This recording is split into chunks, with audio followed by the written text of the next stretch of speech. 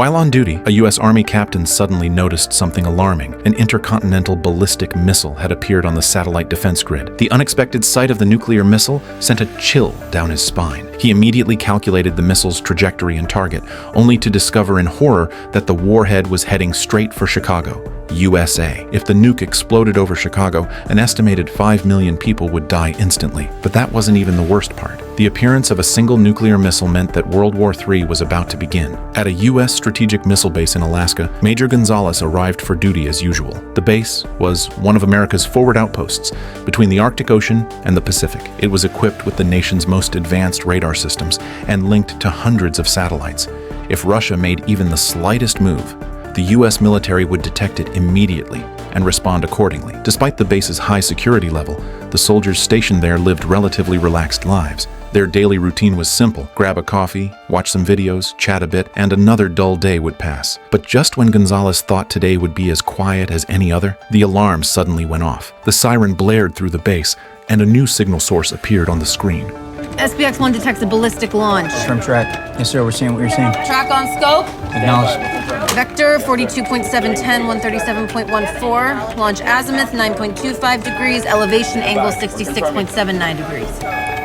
Stand by for possible intercept. The monitoring officer assumed it might be a routine alert and quickly began tracking the signal. However, when she opened the analysis report, her expression froze. Satellite surveillance had detected an intercontinental ballistic missile over the Northwest Pacific. Sensing that something was wrong, she immediately redirected the satellite to follow the signal. Within seconds, the abnormal readings were transmitted to the CIA Global Strategic Security Headquarters. But the analysts at headquarters didn't take it seriously. Davis, one of the staff members, assumed it was just another missile test by a foreign power. After all, this wasn't the first time that year the satellite had detected such a launch. 2 months earlier, India had tested a missile, one that was supposed to fly west but somehow ended up flying east. Fortunately, the missile's range was short, and it crashed harmlessly into the ocean. To this day, India still hasn't found it. Some staff members even thought it might have been launched by North Korea. But just as everyone was brushing it off as another false alarm, the satellite issued a nuclear alert. The signal source wasn't just a missile, it was a nuclear-armed intercontinental ballistic missile. This type of missile could travel over 10,000 kilometers, and even more terrifyingly, its speed was accelerating at 6 kilometers per second. Within 3 minutes,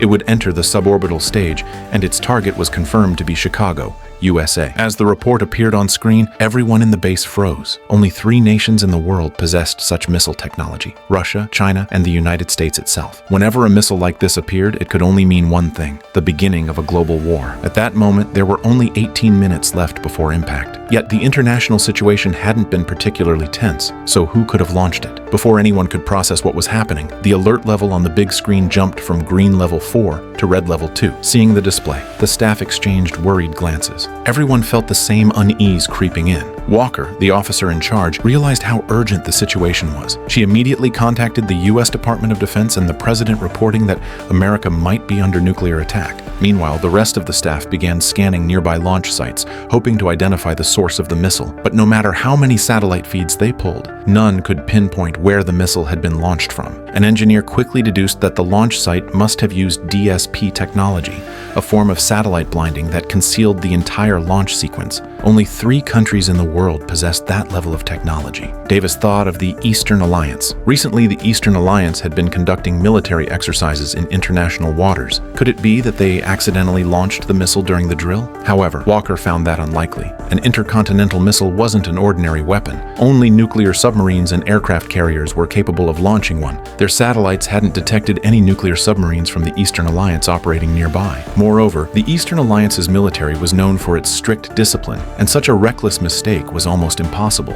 Though it sounded far-fetched, Walker still ordered her staff to contact Russia and the Eastern Alliance immediately. However, when Russia received the call, they were just as confused. Again, indicates Moscow is aware of the launch. Atypical DPRK activity along the DMZ could be an unannounced rotation, but they're not picking up the baffle. Could this be connected to the PLA exercise? Maybe Davis staged it so he could put off proposing one more night. Exercise was expected to be surface warfare only, no SS. Left with no other option, Walker instructed his team to get in touch with the United Nations, hoping to find out whether another country had conducted a missile test in the Pacific. Meanwhile, in Washington, at the Victory Sports Arena, the President of the United States was greeting a youth basketball team. team. As he chatted and laughed with the children, a sudden emergency alert blared through the comms of the security detail. In an instant, the agents surrounded the president and escorted him to the car. While the president was still trying to understand what was happening, the CIA relayed the report. A nuclear missile had been launched toward the United States. The president, who had just entered the car, was stunned. Fortunately, the missile was still in its acceleration phase, meaning the US had 3 chances to intercept it. Just months earlier, America had spent $50 billion developing a brand new missile defense system,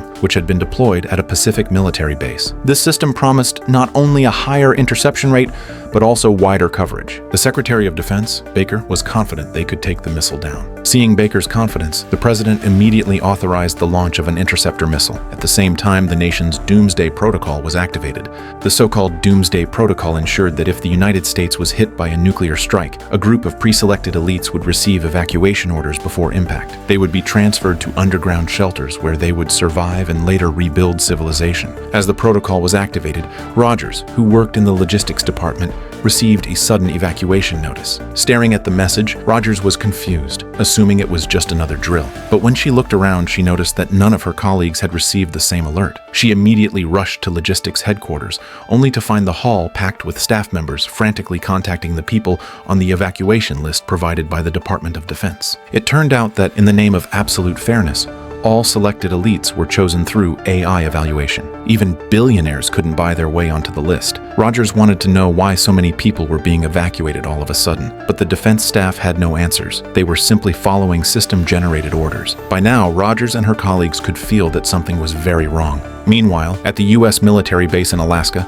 an interceptor missile was ready for launch. Once the window of opportunity opened, the crew fired it. A thunderous roar filled the air as a column of fire shot up from the launch silo, propelling the massive missile skyward. Everyone in the control room stopped what they were doing, their eyes fixed on the monitors, silently praying for success. After 3 minutes of flight, the interceptor reached its target zone. Each time it accelerated, the data on the screen updated, showing the 2 red dots drawing closer. Everyone held their breath. When the system displayed interception failed, the entire base fell silent. The engineers quickly analyzed the data and found that the nuclear warhead had unexpectedly changed its trajectory mid-flight, causing the interceptor to miss its mark. Now, only 10 minutes remained before the missile would strike Chicago. The threat level had just been raised from level 2 to level 1, but things were about to get worse. Because of the sudden course change, they had missed the second interception window. The missile had entered the atmosphere, and the next chance to intercept it would come in 2 minutes, their last opportunity. If the second attempt failed, Chicago would be completely wiped off the map. Despite the failure, Walker refused to give up. She quickly gathered herself and urged everyone to keep working.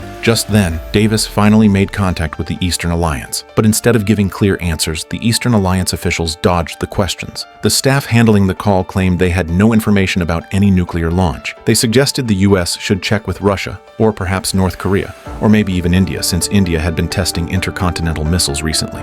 Maybe they got their directions mixed up again. Hearing that, the American operator was furious but powerless. As tension mounted, Baker began to panic. He immediately called Barrington, the lead engineer of the missile defense project, demanding to know why the interception had failed, despite the supposed 100% success rate. When we test, we can't control. Once the kill vehicle separates, our mid-course intercept system has a success rate of 61%.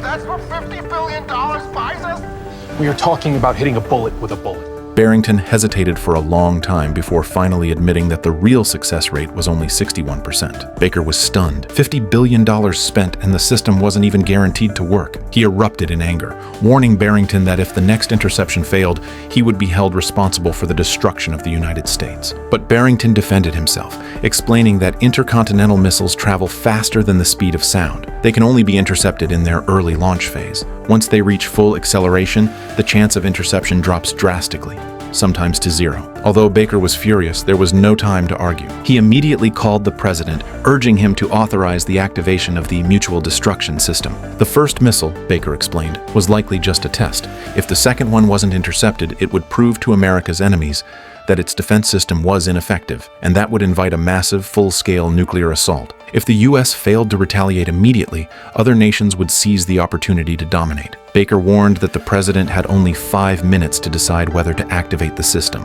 If Chicago was destroyed, thousands of nuclear missiles could follow, and by then, it would be too late to respond. Hearing Baker's demand, the president hesitated. He still held on to hope that the second interception might succeed. If it did, everything would be resolved. But if it failed, the consequences would be catastrophic, not just for the United States, but for the entire planet. If America launched its nuclear arsenal, every other country's system would automatically trigger, and the world would face total annihilation. The president fell into deep hesitation, unable to make a decision. Meanwhile, inside the White House, news of the incoming missile targeting Chicago had already leaked. Reporters flooded the press room, demanding confirmation, but the spokesperson hadn't received any official statement and didn't dare to comment. The atmosphere was tense, and seeing the spokesman's hesitation, the reporters realized something was terribly wrong. Just then, a group of SWAT officers stormed into the press conference, and to everyone's shock, they took control of the entire venue. While chaos erupted at the White House, the Security Bureau was also in disarray. Staring at the ticking countdown on the screen, no one could focus on their work anymore. Although Walker tried to appear calm on the outside, deep down she was deeply worried about her husband and child. Just as she was debating whether to call home, Davis entered the office holding her phone. Walker immediately dialed her husband's number. However, because of confidentiality restrictions, she couldn't tell him the truth. She only urged him to take their daughter and get as far away from the city as possible. Hey. Listen to me, get Liam. Get in the car and just start driving. Right? Where? What are you talking about? West. Go west as fast as you can. Get away from any urban centers you can Liv, get, what okay? the fuck? Listen What's to going me. on there? I'll call you. I love you. I love you. Can you kiss Liam for me? Just kiss him. Bye. Her husband quickly understood the hidden message and immediately left home, driving toward the suburbs. Other staff members at the Security Bureau also secretly called their families. While everyone was saying their goodbyes, the second interception window arrived. Without hesitation, the Northern Command, the closest to the missile, launched 2 interceptor missiles. This was America's final hope. If the attempt failed, the entire world would be plunged into nuclear war. A minute later, the interceptors reached the missile's vicinity. Everyone in the control room held their breath, eyes glued to the screen. The silence was so deep that only the sound of breathing could be heard.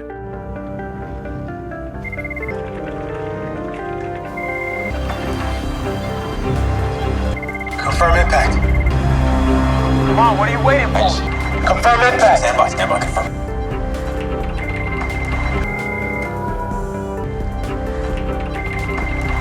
What do you say? When the system reported interception failed again, the entire control room fell completely silent. The staff exchanged despairing looks, each of them letting out a long sigh. Meanwhile, the president, upon hearing of the second failure, no longer hesitated. He took out the activation key. 17. November, Delta, Oscar, 1117. National Command Authority confirmed. Your orders, Mr. President. My orders.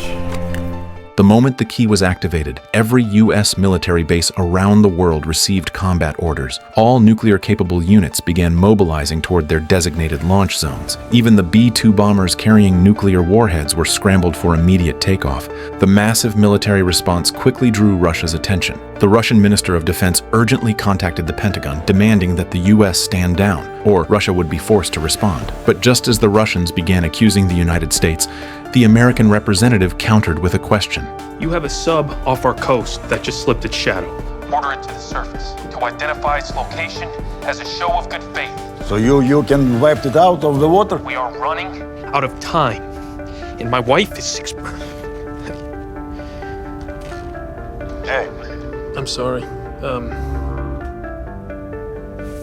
Jake? If we get this wrong, The U.S. had just discovered that Russia had deployed a strategic nuclear submarine near the Alaska border days earlier, a submarine equipped with intercontinental missiles. But that same submarine had mysteriously vanished a few days ago. Hearing the accusation, the once arrogant Russian official suddenly fell silent. The U.S. demanded to know who had launched the nuclear missile. If Russia could prove it wasn't responsible, the U.S. would agree not to include Russia in its retaliatory strike list. Faced with this condition, the Russian minister could only say he needed to consult the president. Meanwhile, deep inside an underground bunker, Baker and the remaining officials had already relocated to a secure shelter. Staring at the rapidly shrinking countdown, Baker remained outwardly composed. At this point, he no longer cared who had fired the missile. Anyone with sense knew that finding the culprit no longer mattered. He had only one thought left: could the U.S. military strike back the instant the first nuclear detonation occurred? He immediately issued a global combat order, instructing all U.S. forces to remain on high alert. Once they reached their designated coordinates, they were authorized to launch their nuclear payloads without waiting for command confirmation. This retaliatory wave alone involved over 1,000 nuclear warheads. In response, Russia, the Eastern Alliance, and other nuclear nations would launch their own arsenals. Early estimates suggested nearly 10,000 nuclear missiles would bombard the Earth in waves. The United States was expected to suffer 2 direct nuclear strikes.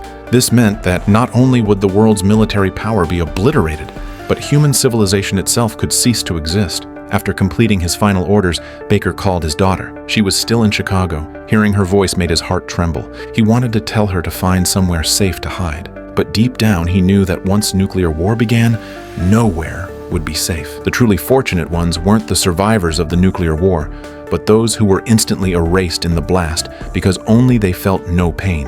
While America's top officials carried out their final preparations, the Doomsday Protocol continued smoothly. Hundreds of thousands of elites were successfully relocated to underground shelters in their respective states.